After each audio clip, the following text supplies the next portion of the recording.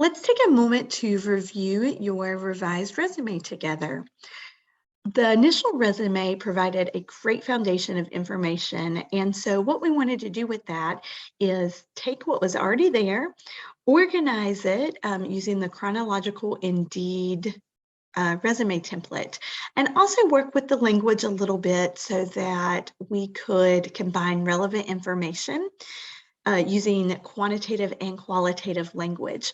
So on our revised resume, what we start out with is our contact information. The Indeed template makes it really easy to add in information. So I'm just putting my cursor to the right of the text, and I'm going to use my backspace key to type in my contact information. We can do that with the information underneath with the city and state. I noticed that a lot of your job positions were in the Seattle, Washington area. So if that is your home base, we could type that in as well. Underneath the contact information, we have a summary. And a summary is going to be 2 or 3 sentences that addresses our hopes for the position, basically that we are going to be applying for, and also match the language within the job posting. So I have of a growth mindset, a product developer and manager committed to team collaboration and quality assurance, a self-starter dedicated to product and company success as demonstrated through nearly a decade of relevant projects. I noticed in your professional experience, the earliest year we had was 2014, and to present, that puts us at about 8 years. So using nearly a decade gives the future employer an idea of how long you have been in this field.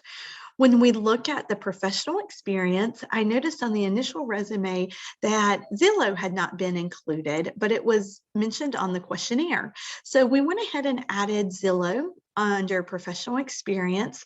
And again, we combined some qualitative and quantitative language to best fit and explain what experiences and responsibilities you have acquired in this role.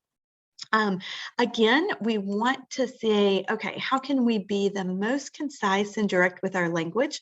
Using and allowed us to condense those bullet points and really give a pack in our punch, so to speak, for adding in information without having several bullets. So we have our professional experience listed from the most recent to the least recent. Underneath there, the next section is core competencies and technical skills. On the initial resume, these were combined, but I felt since the job posting did mention some technical skills that it was important to separate those so the future employer could easily identify those skills. Underneath, we have our education, again, from most recent to least recent. And then the last section of your resume on the template is called relevant organizations. But I felt in your case, it might make more sense to do relevant recognitions. And I thought it might set you apart to mention you were featured on GeekWire for the creation and patent of hearing protection products. If there are maybe 2 other points that you could put under recognitions, whether it be a partnership, a special project or award, I think that would also help fulfill this section to round out your resume. I hope that you find this helpful and best of luck in your future job opportunities.